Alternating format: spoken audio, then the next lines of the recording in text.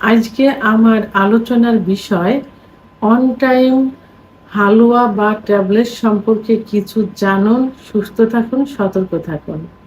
দেশের এবং প্রবাসের ভাই বোনদের প্রতি সালাম। আসসালামু আলাইকুম। বাংলাদেশ সহ এশিয়া মহাদেশের অধিকাংশ পুরুষ যৌন অক্ষমতায় ভুগছে। আর এই যৌন অক্ষমতায় এখন শুধু পুরুষ না, মহিলারাও কিন্তু ভুগছে।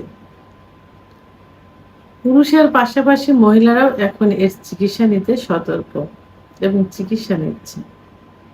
তো আজকে আমি এই পুরুষ ভাই বোনদের সম্পর্কে যে অন টাইম কিছু ওষুধ অর্থাৎ হালুয়া ট্যাবলেট আছে সে বিষয়ে আলোচনা করব। পুরুষের মতো মহিলাদেরও এখন on time tablet, halwa, syrup বের হয়েছে। আচ্ছা, এখন আমি এই অন টাইম যে ট্যাবলেট এবং হালুয়া বেরিয়েছে এগুলো সম্পর্কে আলোচনা করব। অন টাইম ট্যাবলেট শুধুমাত্র যারা যে যৌন অক্ষমতায় ভুগছে অলরেডি তারাই কিন্তু সেবন করে না। যারা যৌন অক্ষমতার চিকিৎসা নিতে আসেন অথবা যৌন অক্ষমতা তাদের দৃষ্টিতে হয়নি, কিন্তু তারাও বলে যে আমরা বিয়ের শুরুতে অথবা বিয়ের আগের থেকে পার্টনার এবং বিয়ের পরে স্ত্রীকে সুখ দেওয়ার জন্য এবং অধিক সময় সহবাসে লিপ্ত থাকার জন্য, নিজের সুখ নেওয়ার জন্য প্রায়ই ফার্মেসিতে গিয়ে ট্যাবলেট এনে খেয়ে থাকি এবং এই ট্যাবলেট খেয়ে আমরা অনেক ভালো আছি। অর্থাৎ অনেক সময় ধরে আমরা সহবাসও করতে পারছি এবং ইচ্ছা শক্তিও থাকছে। আবার যেসব পুরুষ অলরেডি যৌন অক্ষমতায় ভুগছেন, যৌন অক্ষমতা চলে আসছেন, তাদের ইতিহাস শুনলে জানা যায় যে তারা পূর্বে on time tablet, halwa, on time জাতীয় কিছু সিরাপ খেয়েছে। তো এখন অন টাইমের প্রথম যে পার্শ্ব প্রতিক্রিয়া, এই পার্শ্ব প্রতিক্রিয়া হলো আমার ধারণা যে একটা অন টাইম খেলে কিডনিতে ইফেক্ট করবে, অর্থাৎ কিডনি ড্যামেজ হয়ে যাবে। এবং এই অন টাইম ট্যাবলেট একটা সময় যে অন টাইমেও কাজ করবে না, অন টাইম ট্যাবলেট বা হালুয়া বা সিরাপেও কাজ করবে না, এবং পরবর্তীতে যখন যৌন অক্ষমতার চিকিৎসা নিতে যাবেন, স্থায়ী চিকিৎসাতেও কাজ করবে না। তাহলে on time tablet, capsule, syrup, হালুয়া এভাবেই ক্ষতিগ্রস্ত করে দেয় যৌন জীবনকে। কারণ অন টাইমের মধ্যে স্টেরয়েড থাকে যেটা উত্তেজনা শক্তি বাড়িয়ে দেয় এবং দেহকে একদম নিঃশেষ করে দেয়। তাহলে অন টাইম এতটাই ক্ষতিকর। অন টাইম খেয়ে সাময়িক একটু সুখ আসে, একটু উত্তেজনা আসে, এই যে নেশায় একবার পড়ে যায়, এই নেশার থেকে বেরোনো খুবই কঠিন হয়ে যায়। অন টাইম কিন্তু নেশার মতো। নেশার রোগী, নেশার লোক যেমন তারা যে ড্রিঙ্ক করছে, ওরাল নিচ্ছে অথবা যে ইনজেকশন প্যাথেডিন এই জাতীয় এগুলো নিচ্ছে বা সেবন করছে এবং ধূমপান যে একটা নেশা, এরা যে আস্তে আস্তে একেবারে মৃত্যুর কোলে ঢলে পড়ে, তাও তারা কিন্তু এটা ছাড়ে না। এরা বুঝতে পারে না যে এই নেশা তাদের কতটা ক্ষতি করছে। তা অন টাইমও ঠিক একই রকম, যে ওই যে সাময়িক সুখ পাচ্ছে, এই সাময়িক সুখের নেশায় এর পিছনেই দৌড়াতে থাকে, কিন্তু এটা যে একটা সময় যৌন জীবনকে একদম শেষ করে দিবে এবং শেষ করে দেয় এই সম্পর্কে তাদের ধারণা থাকে না। অন টাইম তার চিকিৎসা নেবে না, অন টাইম খেয়ে ভালো হয়েছে বারবার এসে অন টাইমে খুঁজবে এবং তারা যে কিছু সহবাসী করতে পারছে না, কিছুই পাচ্ছে না, লিঙ্গ প্যারালাইজড হয়ে গেছে, তখনও যে ফার্মেসিতে যে গিয়ে অন টাইম খুঁজতে থাকে। এমন কিছু রুগী আছে যারা এসে বলেন যে ম্যাডাম চিকিৎসা তো দিচ্ছেন, পাশাপাশি এমন কিছু দেন যেটা খেয়ে আমরা স্ত্রীর কাছে যাইতে পারি। তার চিকিৎসা নিতে আসছে, তারপরেও তারা অন টাইম খুঁজছে। তাহলে কত বড় একটা নেশায় পরিণত হয়ে গেছে।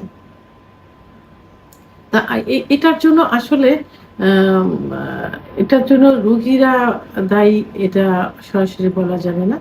এটার জন্য কিছু যে এই যে পথে ঘাটে কিছু কবিরাজ হেকিম যারা এই যে কিছু হালুয়া তৈরি করছে, এই হালুয়ার ভিতরে কি করছে তারা, এই স্টেরয়েড কিনে নিয়ে এসেছে। এইগুলো কিন্তু এখন লুজ পাউডার আকারে কিনতে পাওয়া যায়, এইগুলো হালুয়ার সঙ্গে মিক্সড করে দিচ্ছে। আবার অন টাইম জাতীয় ওষুধও বের হচ্ছে। এইগুলো যদি বন্ধ করা যায় তাহলে মনে হয় এই এই রোগীগুলো এতটা মানে খারাপ পর্যায়ে যাবে না, তারা এতটা নেশা থাকবে না, তাদের নেশা একটাই থাকবে, চিকিৎসা নিতে হবে। মানে যারা যৌন অক্ষমতায় ভোগে তারা কিন্তু অধিক কিসের জন্য ভোগে, এরা একটা সময় যে পুরুষের 25-এর পরে যে যৌন অক্ষমতা অধিকাংশই আসে, কারণ 25-এর পরে ন্যাচারাল ভাবে সেক্স হরমোন, টেস্টোস্টেরন হরমোন কমে যায়। তো এবং কিছু কিছু কারণ থাকে, হস্তমৈথুন, বিছানায় ঘর্ষণ, স্বপ্নদোষ, অতিরিক্ত যৌন মিলন ইত্যাদি কারণে যৌন অক্ষমতা আসে। তখন সঠিক চিকিৎসা নিলে এবং এর কিছু সঠিক ন্যাচারাল খাবার আছে, যে খাবারগুলো খেলে কিন্তু এইটা হয় না, এই যৌন অক্ষমতা আসে না। তো যদি 25-এর আগে গিয়ে সেভাবে গড়ে তোলা যায় ফ্যামিলিকে, ফ্যামিলি যে গার্ডিয়ান থাকে এবং তারা যদি সেই জাতীয় কিছু খাবার, মানে ন্যাচারাল যে খাবারগুলো, সেই সিজনালি যে সবজিগুলো বেশি খেতে হবে। দুধ, ডিম, খেজুর, কাজু বাদাম, মধু, ঘি, অর্গানিক নারিকেল তেল এগুলো খাদ্য তালিকায় রাখতে হবে। দেশের বাইরে, আমাদের দেশের বাইরে উন্নত দেশগুলোতে কিন্তু ফ্যামিলিগত যে ভাবে তারা সেইভাবে গড়ে ওঠে এবং সেভাবে তাদের খাদ্য তালিকা থাকে।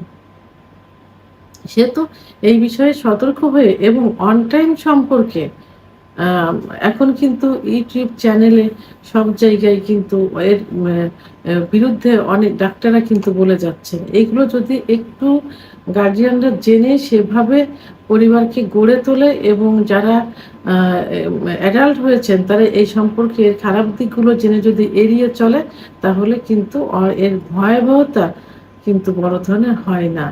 এখন অন টাইম খেলে কি হয়, অন টাইম ট্যাবলেট খেলে তো যৌন অক্ষমতা একটা সময় আসবেই, কিডনি নষ্ট হয়ে যাবে, কোনো ওষুধে কাজ করবে না। পাশাপাশি কি হবে, যারা উচ্চ রক্তচাপে ভুগছেন তাদের কিন্তু উচ্চ রক্তচাপ আরো বেড়ে যাবে এবং কি হবে, সিরাম ক্রিটিনাইন বেড়ে যাবে। তো সাধারণত কিডনি রোগীদের সিরাম ক্রিটিনাইনটা বেশি হয় এবং ডায়ালাইসিস পর্যায়ে চলে যায়। আমি অনেক পেশেন্টদের সঙ্গেও কিন্তু এমনও কথা শুনেছি বা জেনেছি যে তারা পূর্বে ডায়াবেটিস আছে, তারা অত্যাধিক পরিমাণে অন টাইম ট্যাবলেট খেয়েছে। আর এই এখনকার দিনে যে ক্যানভাসারগুলো যারা আছেন, যারা এই হালুয়াগুলো তৈরি করছেন এবং তারা কি করে, এবং কিছু কিছু মানে ডাক্তারও আছেন যে যারা ওষুধ লিখছে তার ভিতর অন টাইম ট্যাবলেটও লিখে দিচ্ছে। কিভাবে লিখে দিচ্ছে, 1 মাস খেতে হবে, একদিন পর খেতে হবে, রাত্রে ঘুমানোর 1 ঘন্টা আগে খেতে হবে। তো তারা কিন্তু ওষুধের পাশাপাশি অন টাইমও দিচ্ছেন। তাহলে রোগীর দোষ কোথায় আসলে? আমরা ডাক্তার হয়ে কিন্তু এগুলো করছি। এইগুলোর দিকে একটু সতর্ক হওয়া উচিত। আর তারা গ্যারান্টি দেয় কিভাবে, যে আমরা 100% গ্যারান্টি দিচ্ছি যে হালুয়া এই ওষুধে কাজ করবে। কোনো ডাক্তার কখনো আমার মনে হয় যে গ্যারান্টি দিয়ে চিকিৎসা করতে পারে না।